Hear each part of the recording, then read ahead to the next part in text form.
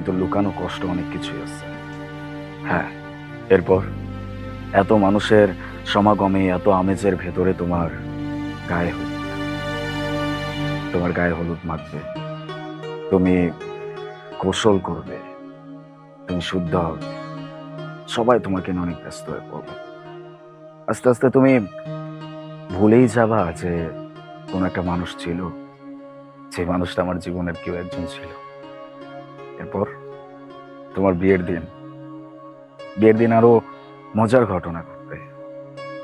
সবাই তোমাকে সাজাতে ব্যস্ত থাকবে, বাহারি রঙের শাড়ি, এত দামি দামি গহনা, এত ওজন, মেকআপ, একটা গ্ল্যামার ওয়ার্ল্ড।